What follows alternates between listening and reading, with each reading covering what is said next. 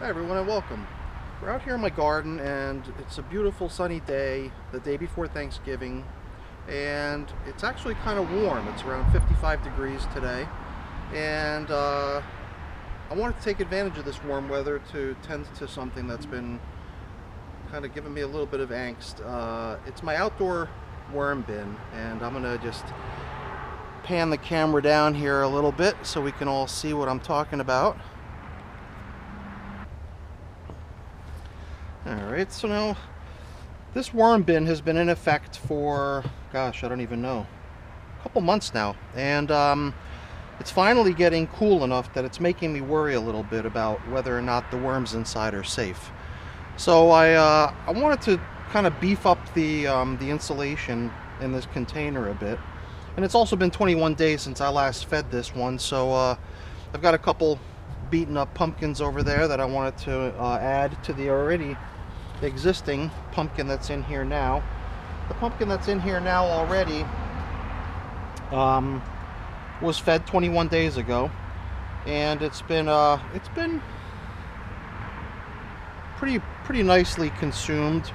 I would say that this was like a full pumpkin going all the way around. There was a hole carved into the side of it by the squirrels, so they got to take a good bite out of it, but then the rest of it came for the worms, and that's a pretty nice, nice sized chunk remaining for them. So I'm sure they'd be happy with that for a little while longer. But I figured as long as I'm gonna kind of do some work on this bin, I would just go ahead and use that as an opportunity to supplement the food supply.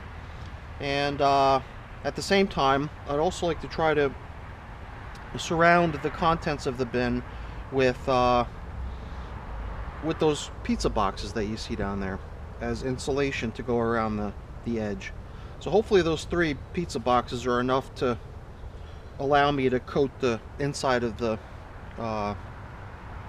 container all the way around, and then hopefully that'll help prevent the really cold from getting in there, and help insulate them from the I guess from freezing to death. And that's what I'm most concerned about. I'm most worried about the worms freezing to death in there, and that's what I'm trying to prevent.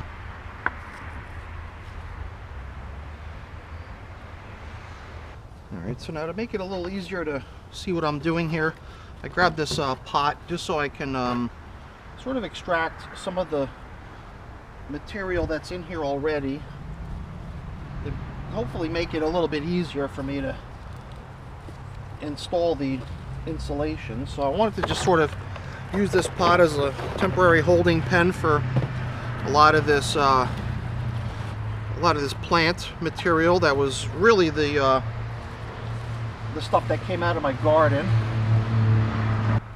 So by, I think, hopefully removing some of this plant matter, it's going to make it a little bit easier to work in here. And I guess the other thing is that it's going to afford us the opportunity to take a peek inside the contents of the bin to see how things are progressing in here. Something I really haven't had a chance to do yet. If you're a follower of my channel, then you'll know that I like to probe around to see how things are progressing in my bins, but with a bin like this, it just isn't really practical, or easy for that matter, to get down into the material to see what's happening. So now I'm noticing some of the stuff that I had placed in here long ago. This is stuff that I had classified in my indoor worm bins as slow composting materials that I had decided to simply move outside and place into my outdoor worm bin. So I'm just going to try to do a little bit of an overturn here. Yeah, it's pretty nicely populated. If you remember, when I first launched this bin had been originally populated using mostly red wigglers, which is what I have mostly in my population. But I also had some European night crawlers that I included in here as well. So I've got kind of a mix of European night crawlers and red wigglers doing the work in this bin for me. And the compost itself looks really nice, I must say. There's You know, there's large chunks of uncomposted material throughout a lot of it,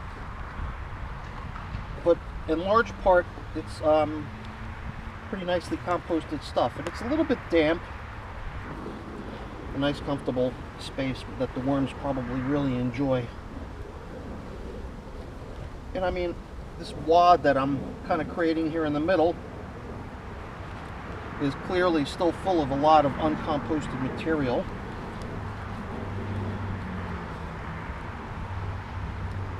But I can also tell that the worms have been busy, because it is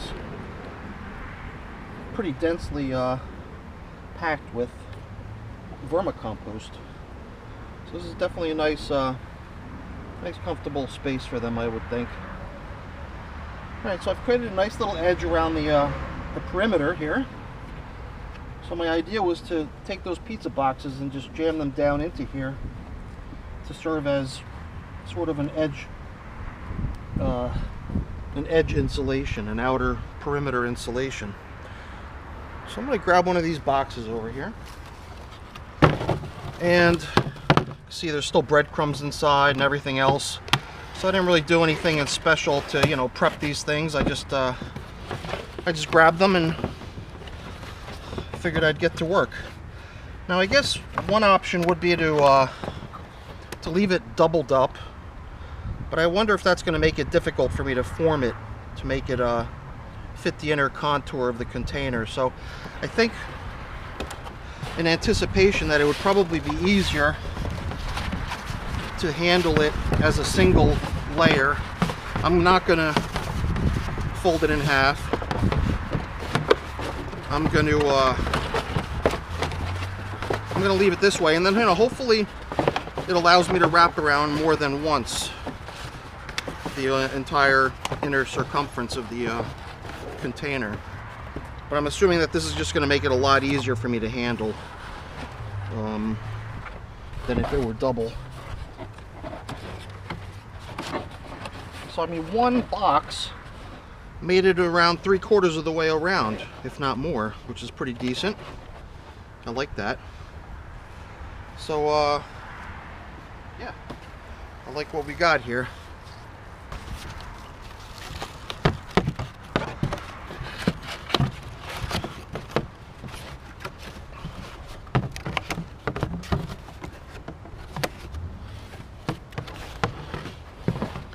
So with the second box, I'm going to follow suit with what I started. I think this is working pretty well. Just to sort of give it this initial form, like so.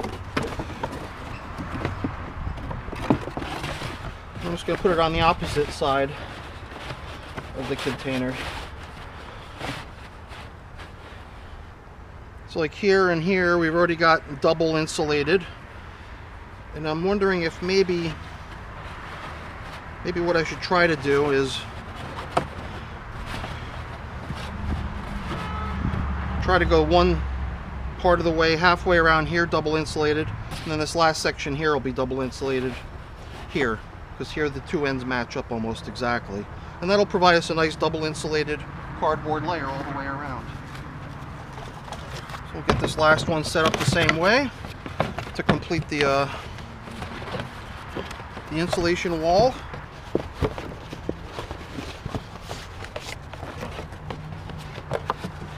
Alrighty.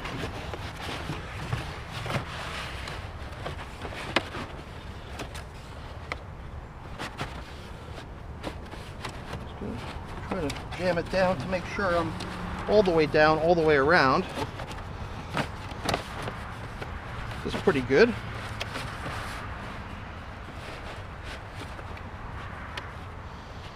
So I guess all these air cavities going around will help protect the contents of the bin from extreme temperatures. And I guess not only that, but you know, you could see how this bin was originally fabricated. I had dropped in some ashes from a fire pit, and it was already the day after I had had the fire, so I thought it was all out, and I burnt a number of holes going all the way around. So what I did was I just I cut the whole container in half, created enough of an overlap so I could drill holes through, and then I used these massive tie wraps to try to reassemble the container. So it allows for a lot of airflow, that's for sure. But I don't want to allow that really cold airflow to happen in the dead of winter. I'd rather see it protected somewhat. And see a couple escapees over here. See one little guy made its way out of the container. And I guess that's the other thing that helps me not worry so much about this container, is that knowing that the bottom of it is full of holes allows me to have a little bit of peace of mind, at least, so that if it seems like the contents of the container are really going to freeze up over the winter, then at least I know that the worms can just escape through, burrow out, you know, escape out of the container, down into the soil and burrow down to where it's safe. I guess I'm now going to start to try to spread this material on the bottom out a little bit, mainly to prop up the cardboard going all the way around to give us a nice surface. And I also wanted to just pick down into the middle here to create a little bit of a cavity. Then down into there, I'm going to go ahead and I'm going to drop in the old pumpkin that they had been working on for the past 3 weeks already. There's really not much left of that piece. See how soft and pliable it is. Majority of it's been decomposed already.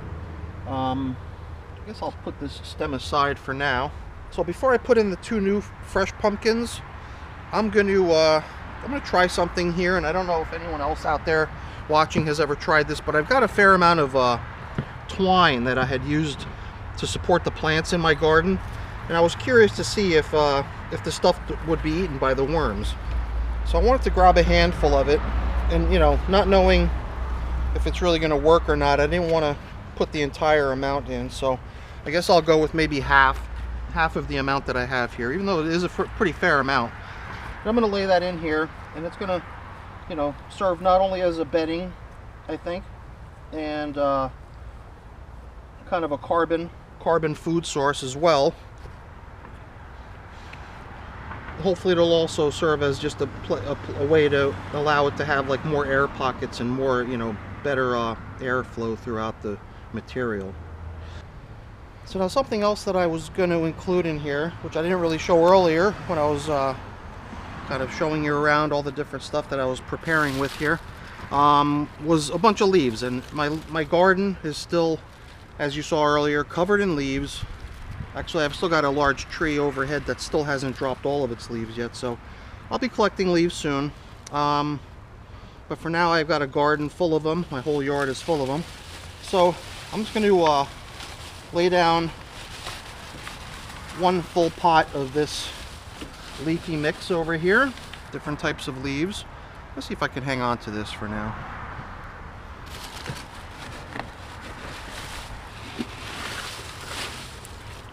That's quite a bit. I didn't think it was going to come all the way up to the top like so.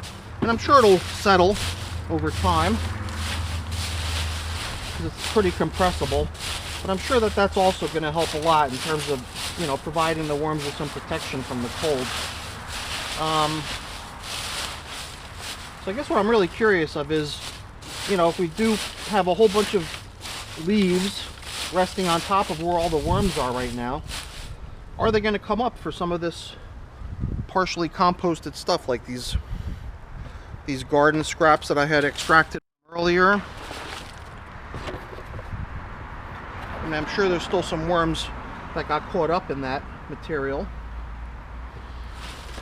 but probably not too many. Let's just check it out. I mean, if there's a big chunk of pumpkin hanging out right nearby, then why would the worms be interested in these leaves, right? So not surprising that I'm not really seeing too many worms within the plant material. I mean, here and there I'm seeing a couple, but not too many. But I did want to just use those couple of other pumpkins that I've had out in the yard for some time now, and sort of have them on top, just to see if, you know, the worms are inspired to cruise up and, you know, grab some of that, because I'm sure that that piece of pumpkin down at the very bottom is probably going to be gobbled up and consumed pretty soon. So here's the one that's more decomposed, and here's the one that's a little bit more full, except this one already had kind of a rotted section on it. So in goes both, like so. And yeah, you can see it's definitely decomposing quickly. But I guess just to kind of give it the old pumpkin look, you know, keep the stem right there for appearance sake. So now I'm starting to get a little bit more peace of mind, you know, in terms of whether this container is going to be able to withstand the onset of the colder temperatures that are on their way at this point. I don't think I saw in the extended forecast another day even close to what we're seeing here today, 55 degrees on the day before Thanksgiving in central Jersey. So yeah, I think following today it's going to be a drop, drop, drop, and the temperatures are going to keep, you know, going down, down, down. So I feel a little bit better. I feel a little bit better that this bin should be able to withstand the onslaught of colder temperatures that are on their way. And I guess I can always lay some more leaves on top if I start to think that this stuff has started to collapse and is not serving as good a insulation value as it could have or was originally. So I've got plenty of room to work with here on top in terms of providing this container with a little bit more protection if I should find that it's necessary. So yeah, I'm just gonna go ahead and cover this whole thing back up the way I found it. I'm wondering if my little cover is gonna even work anymore. Barely fits. Snug fit, so we'll see how that goes. That probably helps too, a little bit, you know, keep things down within the bin. So all right, everyone, that's about it for now. I'll go ahead and I'll return this to its proper location, but I won't keep you around for that. That's boring. I'll just say thank you for watching. I really appreciate your company, and you know, as always, you know, please remember to give me a thumbs up. You know, I always really appreciate that as well, and also consider becoming a subscriber to the channel. If you subscribe and at the same time also ring the notification bell, you know, you'll be alerted of any new content that I've published recently. So I would really appreciate that as well. All right, everyone, have a great day. Thanks for watching. Bye-bye.